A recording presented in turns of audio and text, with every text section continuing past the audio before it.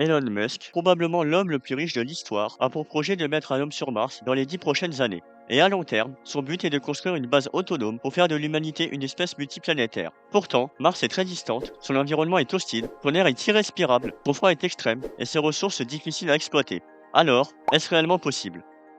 Le premier problème pour vivre sur Mars, c'est tout simplement d'y aller. Dans sa configuration la plus favorable, Mars se situe à environ 56 millions de kilomètres de la Terre. Un voyage habité durerait entre 6 et 9 mois, durant lesquels l'équipage serait exposé à l'espace profond sans protection terrestre. Le danger principal est celui des radiations cosmiques. Les astronautes subiraient un bombardement continu de particules énergétiques, augmentant les risques de cancer et de dommages cellulaires. Pour s'en protéger, il faudrait des blindages épais, ce qui alourdirait fortement le vaisseau. Sur cette durée, la gestion des ressources devient critique. L'eau devra être presque entièrement recyclée, comme sur l'ISS, mais avec une fiabilité absolue, car aucun ravitaillement n'est possible durant le voyage. La nourriture représente un défi encore plus complexe. Il faut transporter des stocks suffisants pour des mois, voire des années si on inclut le séjour sur place, sans solution simple pour produire durant le trajet. À cela s'ajoute l'aspect psychologique. Plusieurs mois confinés dans un espace réduit, avec jusqu'à 20 minutes de délai dans les communications avec la Terre, rend toute aide extérieure lente et indirecte. Un tel éloignement pendant plusieurs années avec la planète bleue pourrait avoir des effets encore inconnus sur le moral de l'équipage. Enfin, l'atterrissage sur Mars constitue un défi majeur. Son atmosphère est environ 100 fois moins dense que celle de la Terre. Ainsi, elle est trop fine pour freiner efficacement un vaisseau lourd, mais assez dense pour provoquer un échauffement violent à l'entrée. Faire atterrir des humains et des matériels massifs sur Mars reste aujourd'hui un problème technique non résolu.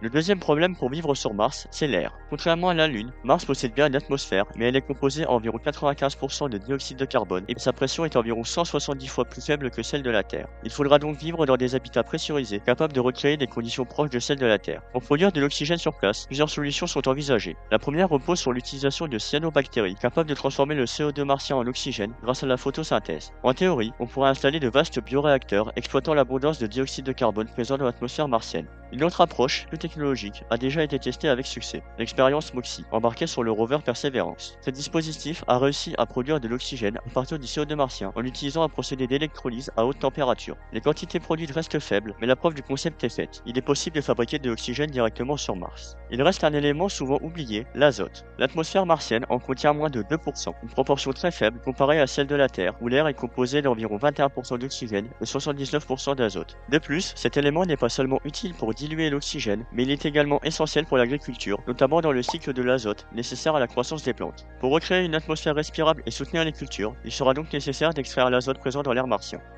Le troisième problème pour vivre sur Mars, c'est l'eau. Il y a environ 3,5 milliards d'années, la planète abritait des rivières, des lacs et peut-être même des océans. Aujourd'hui, avec des températures de surface pouvant descendre jusqu'à moins 153 degrés et ne pouvant que rarement dépasser 20 degrés, l'eau liquide ne peut pas exister durablement en surface. La majeure partie de l'eau martienne restante est piégée sous forme de glace au pôle et dans le sous-sol sous forme de pergélisol. La solution paraît simple en théorie, aller forer cette glace, la récupérer, la chauffer, puis la traiter pour la rendre potable. En pratique, cela demande des infrastructures lourdes et surtout énormément d'énergie, car il faut extraire la glace d'un sol extrêmement froid et parfois profond. Même avec ces réserves, une colonie martienne ne pourrait pas se permettre le moindre gaspillage. L'eau devrait être recyclée au maximum, comme durant le trajet vers Mars, grâce à des systèmes capables de récupérer l'humidité, la transpiration et même l'urine. Sur Mars, l'eau ne sera pas seulement une ressource précieuse, elle sera un élément vital dont dépendra directement la survie de la colonie.